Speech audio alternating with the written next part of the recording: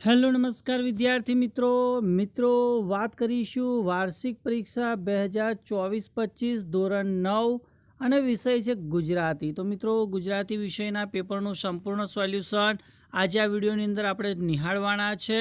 તો આ વિડીયોને અંત સુધી જોવાનું ભૂલતા નહીં। બીજું કે ચેનલ ઉપર જો પ્રથમ વખત આવેલા હો તો ચેનલને સબસ્ક્રાઈબ કરી દેજો અને આ વિડીયોની લિંકને તમારા અન્ય મિત્રો સુધી અવશ્ય શેર કરી દેજો। તો વાત કરીએ ધોરણ 9 વિષય ગુજરાતી પેપરના સંપૂર્ણ સોલ્યુશનની। તો વિભાગ એ છે જે ગદ્ય વિભાગ છે, એમાં કે નીચે આપેલા જોડકા યોગ્ય રીતે જોડો। તો અહીંયા આપણને પાત્ર આપેલા છે અને આ બાજુ એની ઉક્તિ આપેલી છે। તો પહેલું પાત્ર છે માંડણ ભગત। તો એ પંક્તિ બોલે છે કે શેઠ છો, શેનો વેપાર કરો છો। બીજું છે અમરત કાકી। તો એ ઉક્તિ બોલે છે કે અબૂધ દીકરીનું દુનિયામાં કોઈ નહીં। ત્યારબાદ સોડો, એલા તમે નમક હલાલ કે નમક હરામ।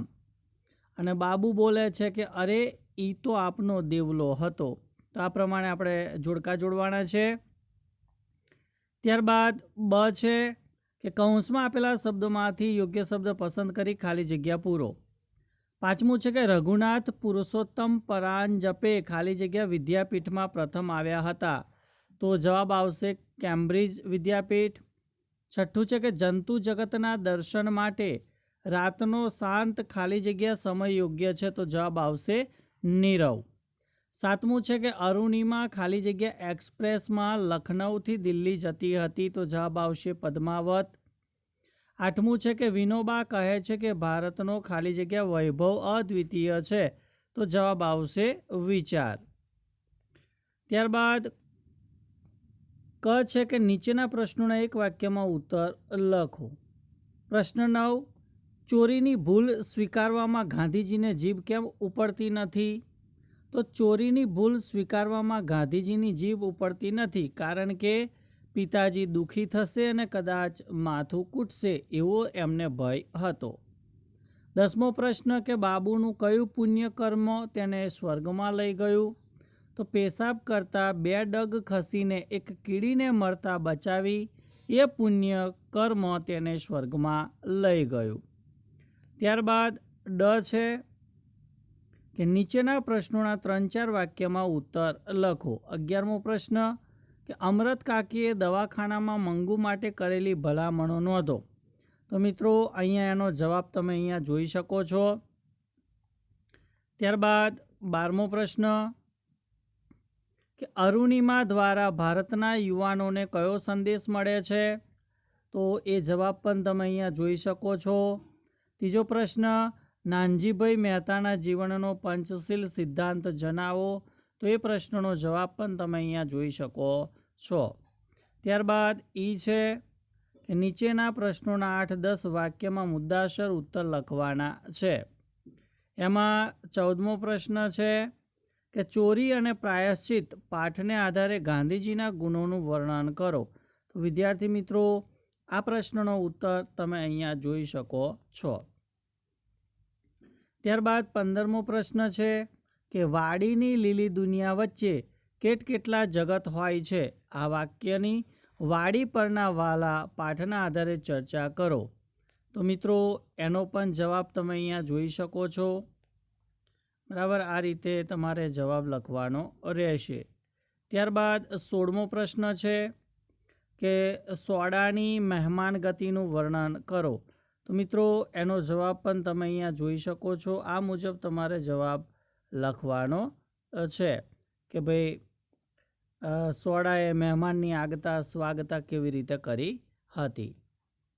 ત્યારબાદ વાત કરીએ વિભાગ બી જે પદ્ય વિભાગ છે અને એની અંદર જોડકા જોડવાના છે। આ બાજુ પદ્ય કૃતિ છે અને બીજી બાજુ એનો સાહિત્ય પ્રકાર આપેલો છે।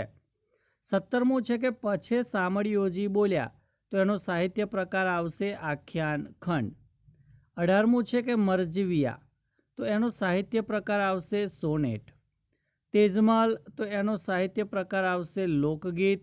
અને મારા સપનામાં આવ્યા હરી તો એનો સાહિત્ય પ્રકાર આવશે ઉર્મી ગીત। બ છે કે કૌંસમાં આપેલા શબ્દોમાંથી યોગ્ય શબ્દ પસંદ કરી ખાલી જગ્યા પૂરવાની। 21મું છે કે જિંદગીથી જે ના ડરે તે ખાલી જગ્યાને ડરાવી શકે? તો જવાબ આવશે મોત. 22મું છે કે વિકટ પરિસ્થિતિમાં માના આલિંગનમાં જે ખાલી જગ્યા મળે છે તે અવર્ણનીય હોય છે. તો જવાબમાં લખવાનું છે હૂંફ. 23મું છે કે દીકરીની હોસ્ટેલ ખાલી જગ્યા જેવી લાગે છે. તો જવાબ આવશે કાંટા જેવી. 24મું છે કે જે કામ કરે તેની ખાલી જગ્યા થાય છે. તો જવાબ રહેશે જીત થાય છે. ક છે કે નીચેના પ્રશ્નોના એક વાક્યમાં ઉત્તર લખો. 25મું છે કે સાંજ સમય સામળીઓ કાવ્યનો સાહિત્ય પ્રકાર જણાવો. તો સાંજ સમય સામળીઓ આ કાવ્યનો સાહિત્ય પ્રકાર પદ છે. 26મું છે કે રસ્તો કરી જવાના કાવ્યના કવિનું નામ લખો. તો રસ્તો કરી જવાના કાવ્યના કવિનું નામ અમૃત ઘાયલ છે. ત્યારબાદ ડ છે કે નીચેના પ્રશ્નોના 3-4 વાક્યમાં ઉત્તર લખો. 27મો પ્રશ્ન કે સાંદીપની ઋષિની ચિંતા તમારા શબ્દોમાં વ્યક્ત કરો. તો મિત્રો અહીંયા એનો જવાબ તમે જોઈ શકો છો.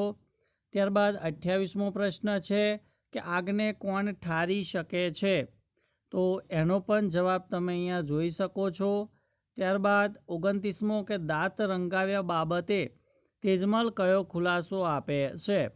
તો તેજમલ નાના હતા ત્યારે મોસાળ ગયા હતા અને મોસાળમાં એમના હોસીલા મામીએ એમના દાંત રંગાવ્યા હતા એવો ખુલાસો આપે છે. ત્યારબાદ ઈ છે કે નીચેના પ્રશ્નોના 8-10 વાક્યમાં મુદ્દાસર ઉત્તર લખો. 30મો પ્રશ્ન કે હરિમિલનને તમારા શબ્દોમાં વર્ણવો. તો મિત્રો એનો જવાબ તમે અહીંયા નિહાળી શકો છો. ત્યારબાદ 31મો પ્રશ્ન કે ગોદ માતની ક્યાં આ ગીતનો ભાવાર્થ સ્પષ્ટ કરો. તો મિત્રો એનો પણ જવાબ તમે અહીંયા સ્ક્રીન ઉપર જોઈ શકો છો. તો આ મુજબ એનો જવાબ તમારે લખવાનો છે. ત્યારબાદ પ્રશ્ન 32 કે મરજીવ્યા કાવ્યમાં વ્યક્ત થતો જીવન માટેનો દ્રષ્ટિકોણ તમારા શબ્દોમાં વર્ણવો. તો એનો પણ જવાબ તમે અહીંયા નિહાળી શકો છો. આ પ્રમાણે જવાબ લખવાનો છે. હવે આપણે વાત કરવાના છે વિભાગ સી એટલે કે વ્યાકરણ વિભાગ કે નીચેના પ્રશ્નોના આપેલા વિકલ્પોમાંથી યોગ્ય વિકલ્પ પસંદ કરી ઉત્તર લખવાના છે. 33મો પ્રશ્ન કે નીચે આપેલા શબ્દોની જોડણી સુધારીને લખો. તો અહીંયા જે પ્રતિબિંબ છે એની સાચી જોડણી આ મુજબ રહેશે પ્રતિબિંબ, અને અપ્સરાની સાચી જોડણી આ રીતે રહેશે. 34મો કે નીચે આપેલા શબ્દની સંધિ છોડો. તો નયન, તો એ શબ્દની સંધિ ને વત્તા અન એ પ્રમાણે છૂટશે. 35મો છે કે નીચે આપેલા વાક્યમાંથી રેખાંકિત સંજ્ઞાનો પ્રકાર ઓળખાવો. કે 1 તોલો સોનું કાપવું મુશ્કેલ ન હતું. તો આમાં સોનું એ દ્રવ્યવાચક સંજ્ઞા છે.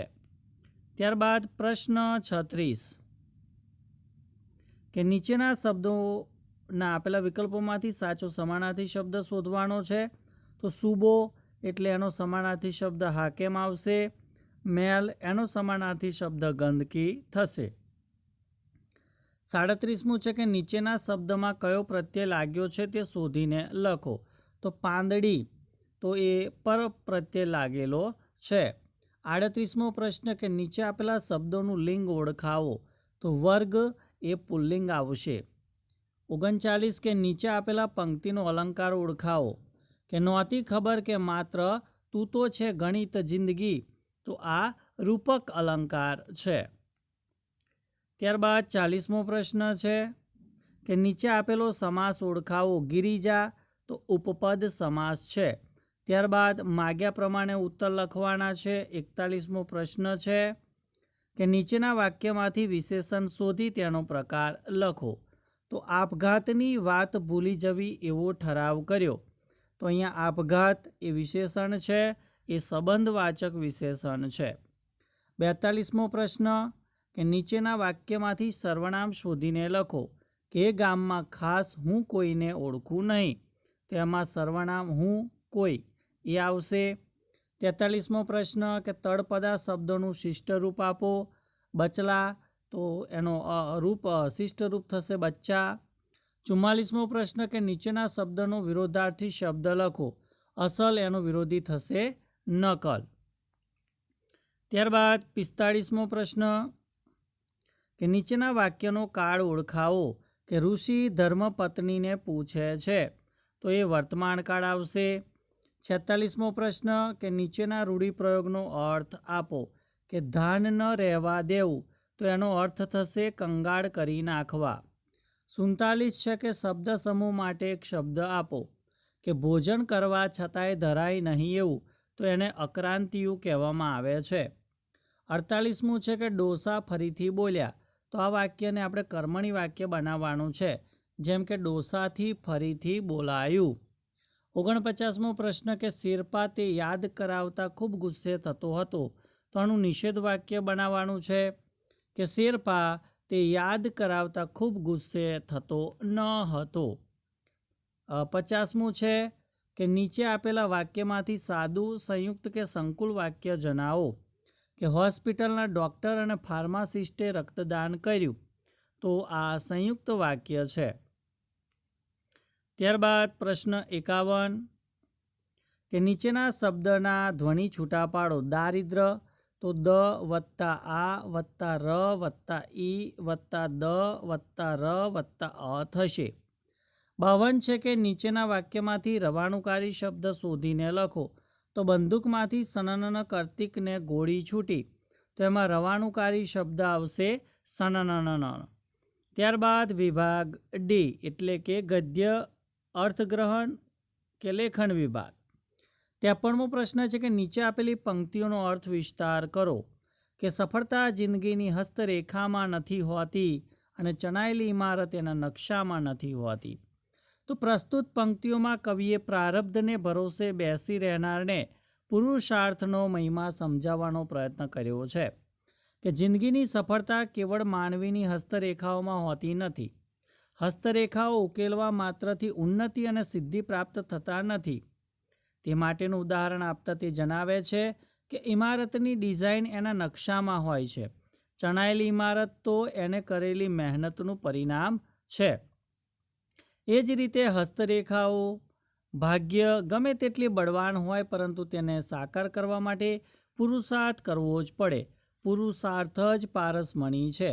આપણે ભાગ્યને ભરોસે જ બેસી ન રહેતા સફળ થવા સખત પુરુષાર્થ કરવો જોઈએ. ત્યારબાદ અથવાની અંદર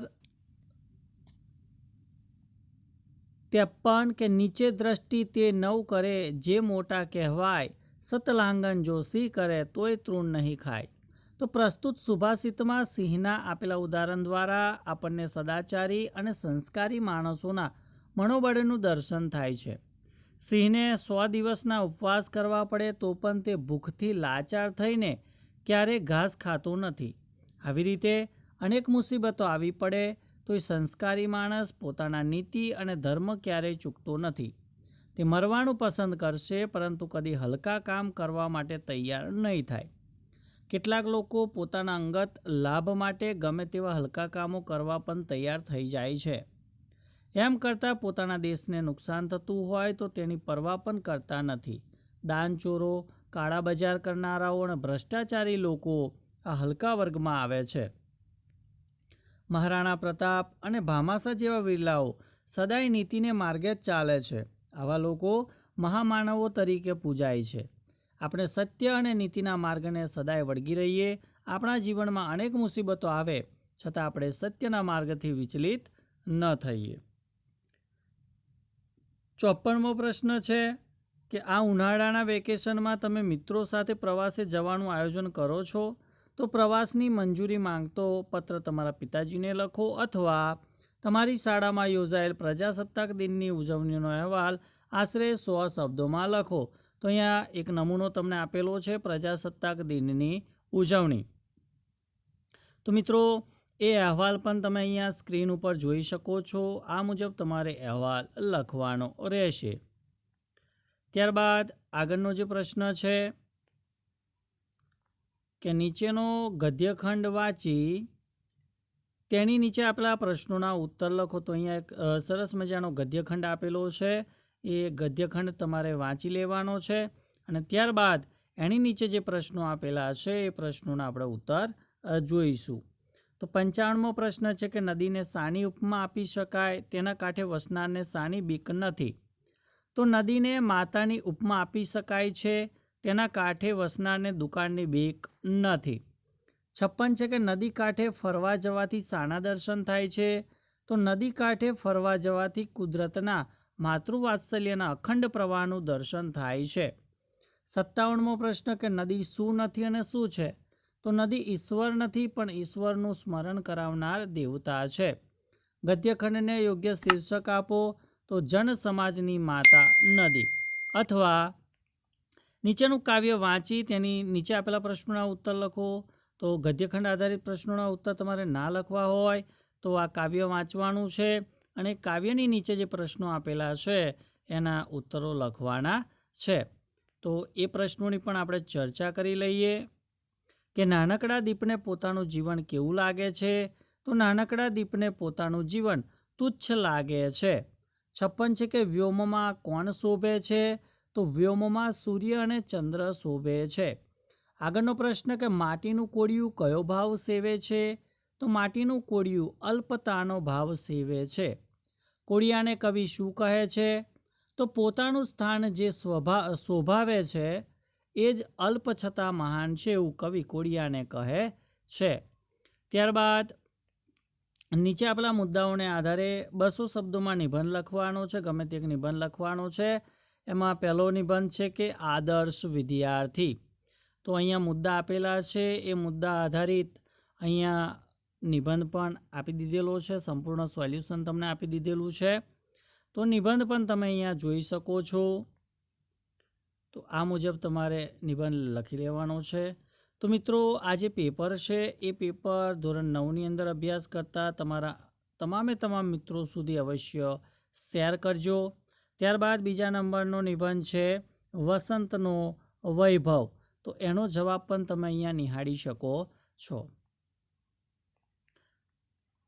આ પ્રમાણે તમારે એ નિબંધ લખવાનો રહેશે. તો મિત્રો આ વિડીયોને બને એટલો શેર કરજો. બીજું કે ચેનલ ઉપર જો પ્રથમ વખત આવેલા હો તો ચેનલને સબસ્ક્રાઈબ કરી બાજુમાં આપેલ બેલને પણ પ્રેસ કરી દેજો, જેથી આવનાર તમામ નવા વિડીયોની નોટિફિકેશન તમને મળતી રહે. ત્યારબાદ ત્રીજો નિબંધ છે કે પરિશ્રમ એ જ પારસમણી. તો એનો જવાબ પણ તમે અહીંયા જોઈ શકો છો. તો મિત્રો આ વિડીયોની અંદર ધોરણ 9 વિષય ગુજરાતીના પેપરનું સંપૂર્ણ સોલ્યુશન તમને આપવાનો પ્રયત્ન કર્યો છે. બરાબર, પરિશ્રમ એ જ પારસમણી છે. થેન્ક યુ, આભાર.